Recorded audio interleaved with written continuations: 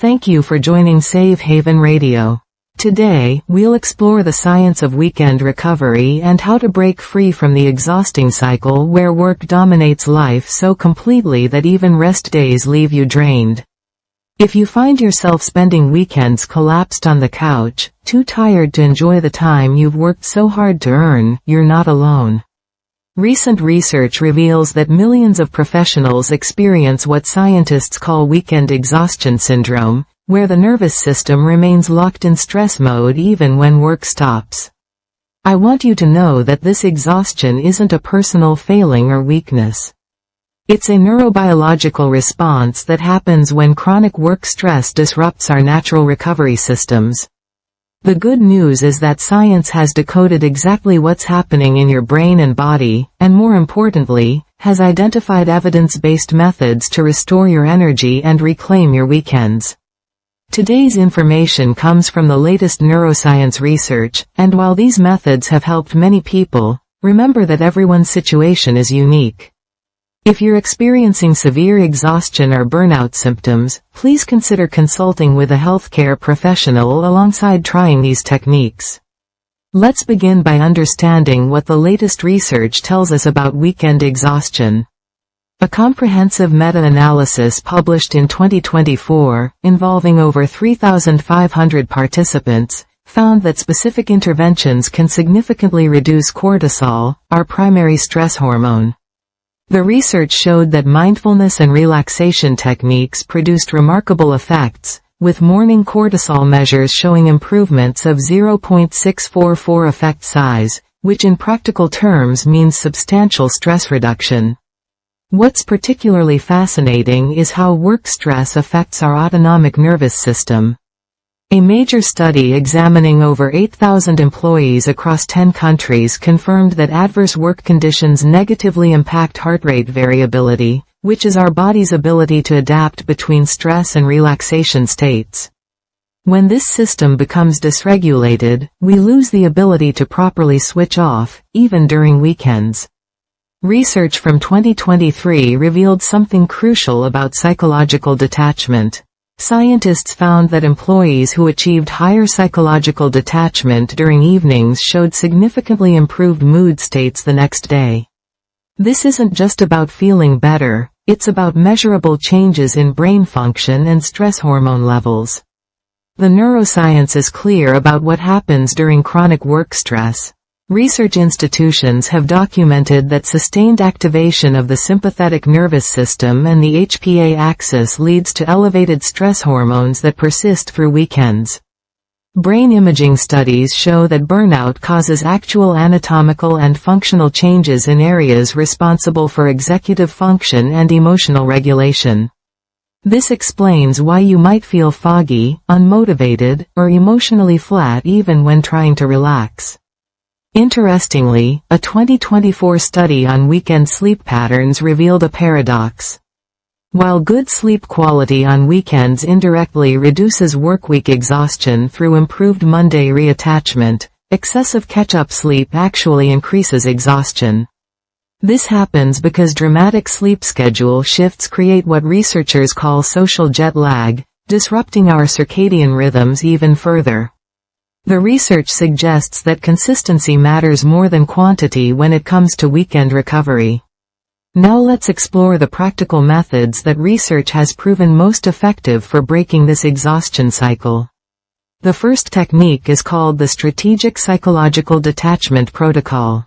Research shows that creating a clear boundary between work and personal time activates our parasympathetic nervous system, which is responsible for rest and recovery.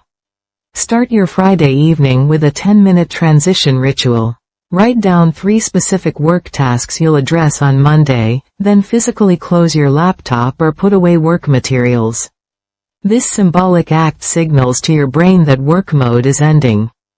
When work thoughts inevitably arise during the weekend, use what scientists call the cognitive boundary technique.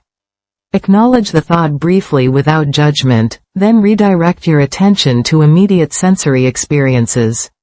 Notice 5 things you can see, 4 you can hear, 3 you can touch, 2 you can smell, and 1 you can taste. Studies show this reduces work-related rumination by 67% and helps maintain psychological detachment. The second crucial intervention involves restoring your circadian rhythms. Research from 2024 emphasizes that light exposure is one of the most powerful tools for resetting our biological clocks. On Saturday morning, expose yourself to bright natural light within 30 minutes of waking. Even on cloudy days, outdoor light is significantly brighter than indoor lighting and triggers important changes in melatonin production cycles that have been disrupted by work stress. Maintain consistent wake times throughout the weekend, even if you're tempted to sleep in. Research shows that variations beyond 90 minutes create social jet lag that actually amplifies Monday morning exhaustion. If you need extra rest, go to bed earlier rather than sleeping later. After 8 p.m., dim artificial lights in your home. This supports the natural decline in cortisol that should occur in the evening but often doesn't in people experiencing work exhaustion. The third method involves what researchers call active recovery engagement. This doesn't mean filling your weekend with activities, but rather choosing specific types of engagement that promote neuroplasticity and stress reduction. Schedule one mastery experience each weekend, which means learning or doing something completely unrelated to work. This could be cooking a new recipe, practicing a musical instrument, gardening, or any hobby that engages different neural pathways than your work activities. Neuroscience shows that novel skill acquisition stimulates the production of brain-derived neurotrophic factor, which helps repair stress-related neural damage. Alternate these mastery experiences with periods of complete rest. Research indicates that nature exposure is particularly powerful, with studies showing that walking in natural environments reduces cortisol levels by 28% compared to urban walking. The fourth essential technique focuses on autonomic nervous system regulation. Your autonomic nervous system controls the balance between stress and relaxation responses, and specific breathing techniques can help reset this system. Practice the 4-7-8 breathing technique for 5 minutes each Sunday evening. Breathe in through your nose for 4 counts, hold for 7 counts, then exhale through your mouth for 8 counts. This pattern activates your vagal nerve, which triggers the relaxation response and reduces sympathetic arousal.